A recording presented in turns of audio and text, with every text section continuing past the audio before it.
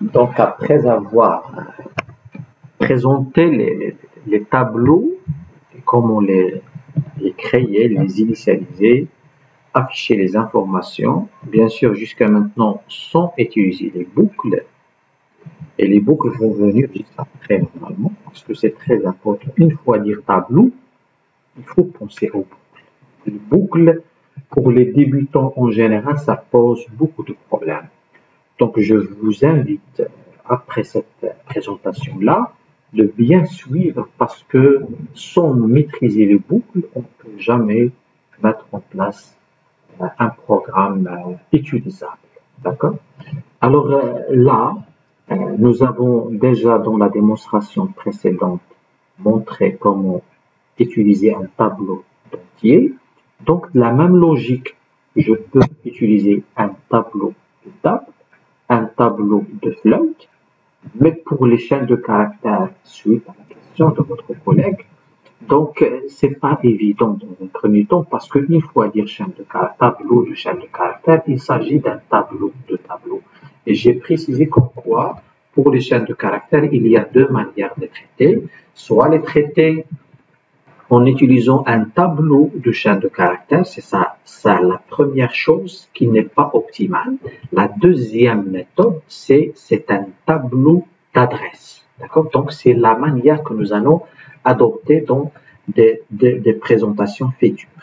Alors, maintenant, une fois maîtrisé le traitement des tableaux pour des types primitifs, à savoir entier, flat, table, donc on peut, c'est-à-dire la même logique, on va la suivre pour dire un tableau de structure ou bien un tableau de type de structure. D'accord? Par exemple, ici, j'ai un tableau de 4 produits. D'accord?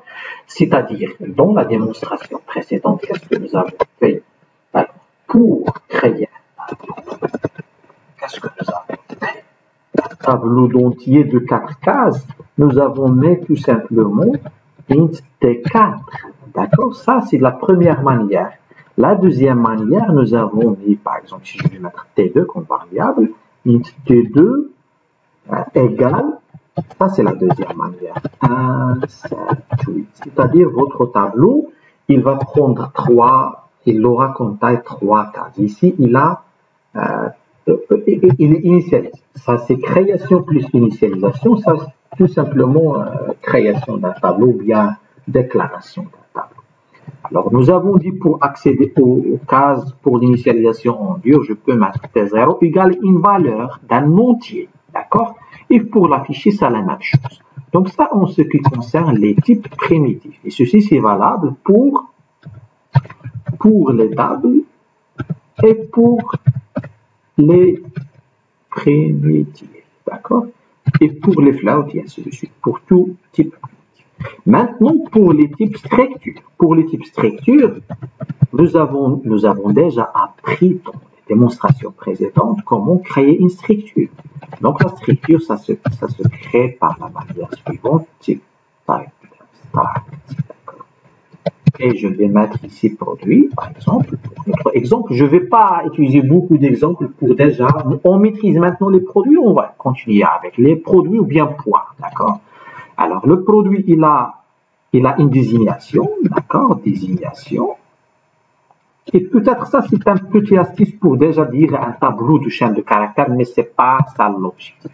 Alors, la désignation sur 10 caractères, et je souligne ici, c'est pas la bonne manière de traiter les chaînes de caractères. Les chaînes de caractères, de préférence, toujours les traiter avec les pointeurs, on va voir. Ça, c'est un petit casse-tête pour les développeurs. Ça, c'est je sais pas jusqu'à maintenant pourquoi, parce que peut-être qu'ils trouvent beaucoup de difficultés avec ça, avec les pointeurs.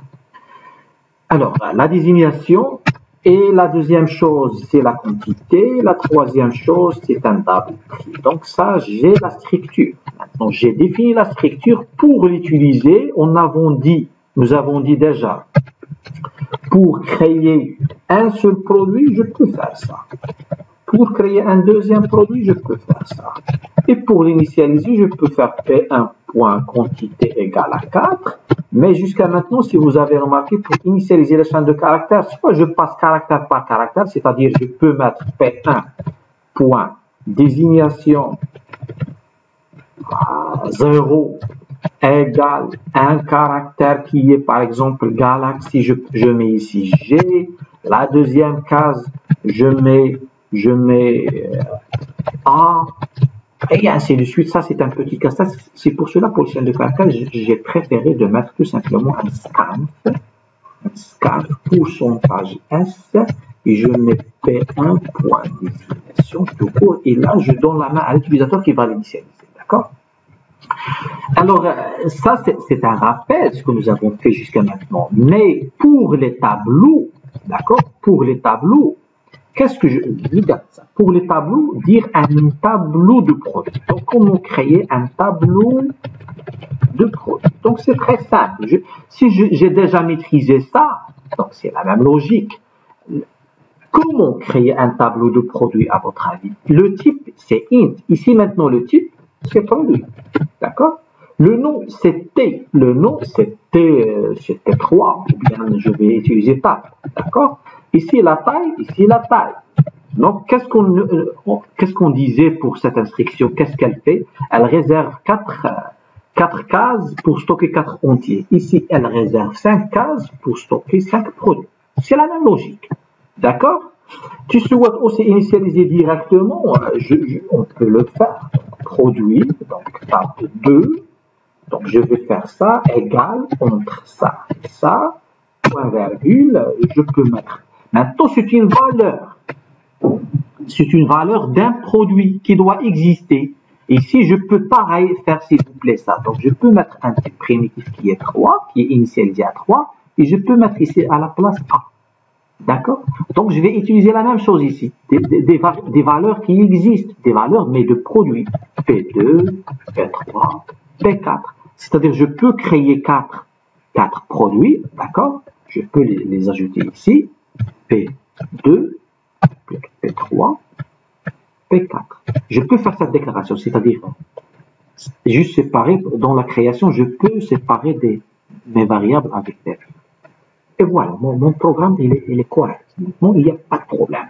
Je vais le mettre pour l'exécuter et ça ne doit pas poser de problème, sauf erreur de saisie de quelques caractères. Je ne sais pas, on va les voir ici dans notre. Est-ce que j'ai mis un mail? Oui, j'ai mis un mail. Donc, je vais faire désignation. Oui, d'accord, très bien, merci beaucoup. Donc, désignation. Dans quelle ligne? Oui, désignation.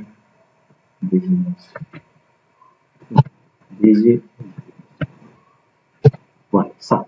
Très bien. Donc, si je veux compiler, bien sûr, sauf s'il y a erreur quelque part, je ne sais pas, c'est correct. Donc, il n'y a pas de problème. Il me demande la saisie. Où j'ai mis un scan? Oui, ici. Donc, c'est pour cela il m'attendait. Il était bloqué dans la ligne. D'accord? Donc, ici, je peux dire print, normalement, pour que je comprenne mon programme désignation. Donc, je peux mettre ça. Désignation. Tout simplement, je vais faire ceci. Désignation. Doit terminer par quoi? J'ai oublié. Voilà, c'est quoi ça? Print. C'est pas print, c'est print. Voilà. Alors là, je vais désignation galaxie.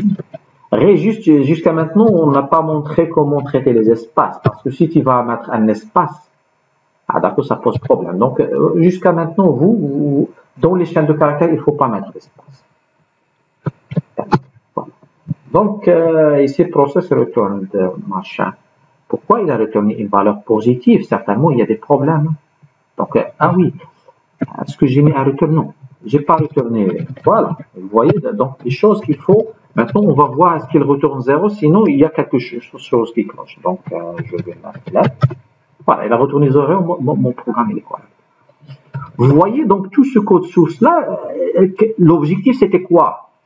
On est là pour la gestion des tableaux de produits, et produit c'est une structure, et ce qui est important à connaître, c'est qu'on traite les tableaux de structure comme les tableaux de type pré. C'est pareil. Si tu as bien compris la gestion des tableaux avec les types primitifs, certainement tu ne vas pas trouver de problème pour les tableaux de type structuré, à savoir ici produit. Maintenant, on avait l'habitude d'afficher le contenu des cases. Maintenant, j'ai initialisé, mais je vais initialiser seulement le P1, d'accord? Sinon, vous allez faire la même logique pour le... Donc, je peux mettre 4500 ici, d'accord? Donc, scan de désignation.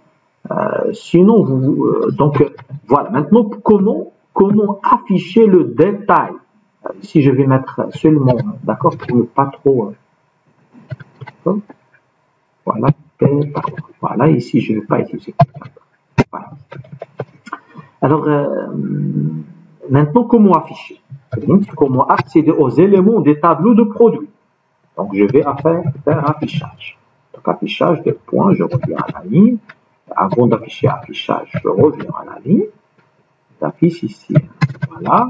Et maintenant, pour afficher le contenu de la première case de mon produit, c'est la même chose. Donc, vous pouvez combiner quoi?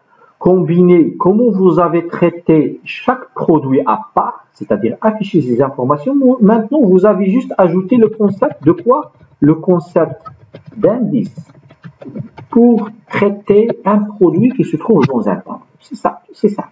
Alors, print pourcentage S, je vais commencer avec la désignation. Désignation, 2 points.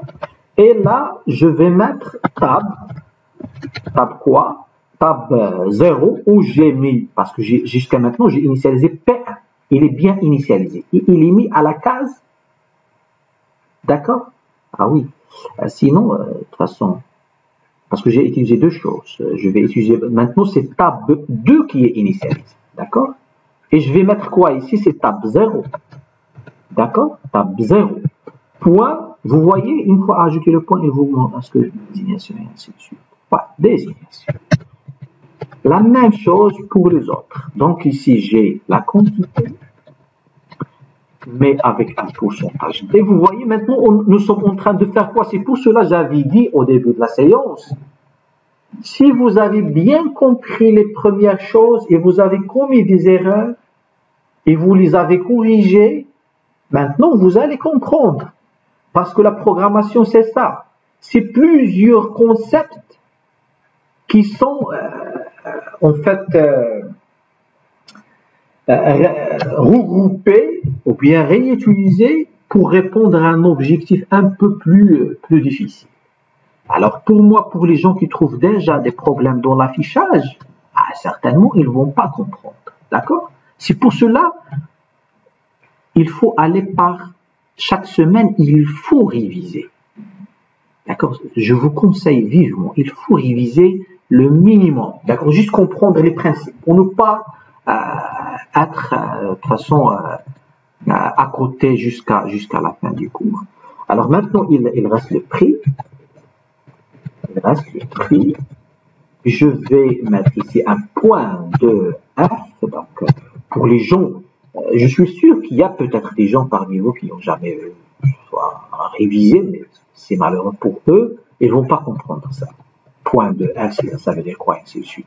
Alors, 0, toujours dans la case 0. Donc, 0 pour P1, tab 2, 0, toujours P1, tab 2, 0, toujours P1, mais dans le premier affichage, la désignation. Le deuxième affichage, c'est la quantité. Là, le troisième affichage, c'est le prix.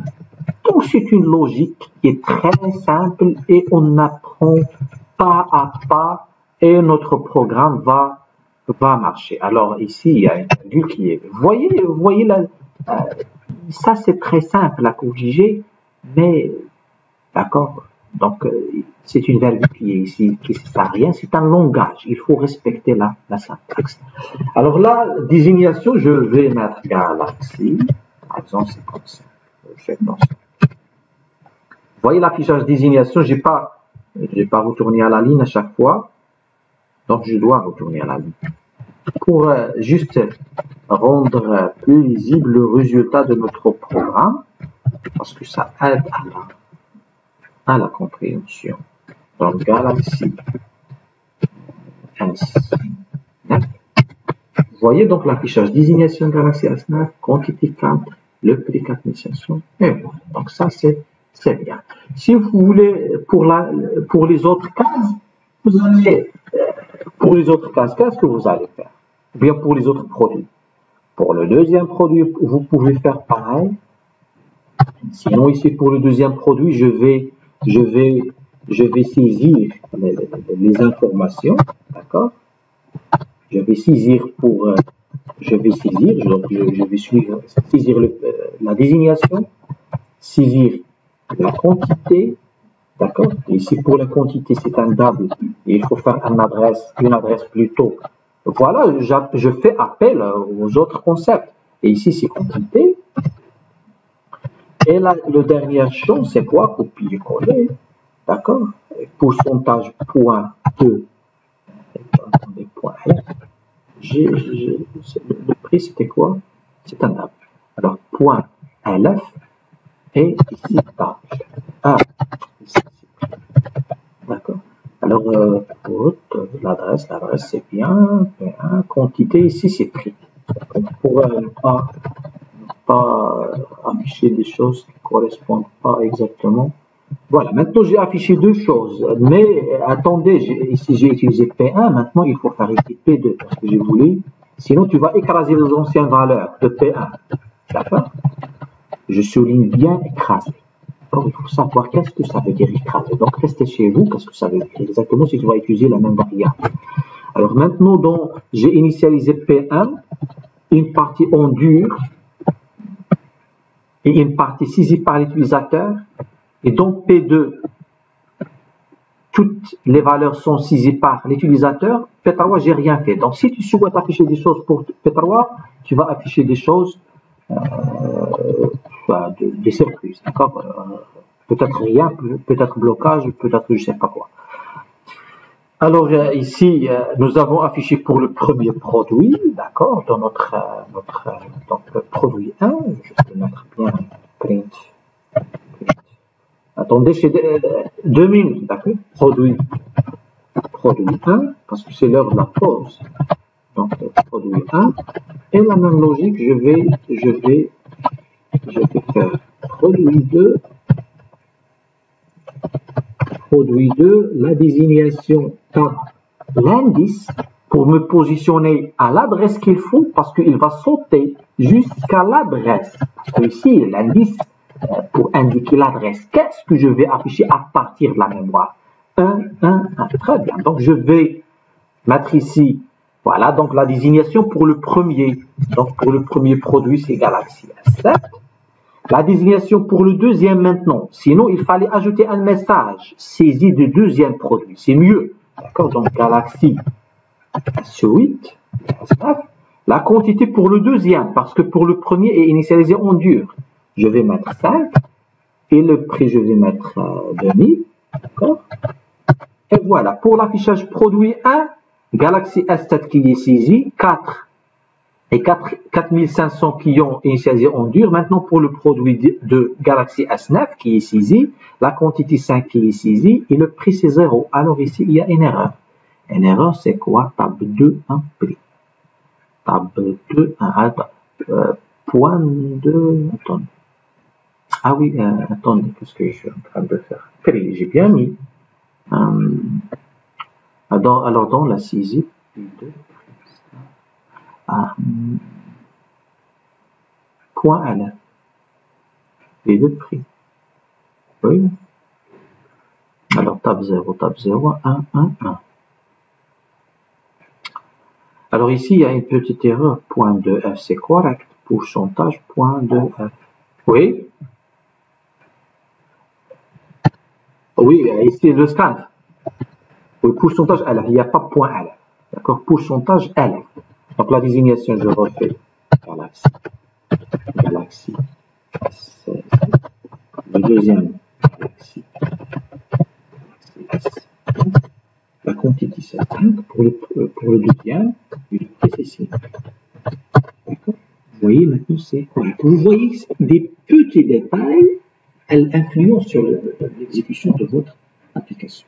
Très bien. Donc, jusqu'à maintenant, nous sommes capables de traiter des tableaux de structure de données. Donc, dans la suite, nous allons essayer de voir les groupes. C'est un concept très important pour compléter une application utilisable. Donc, à la prochaine démonstration.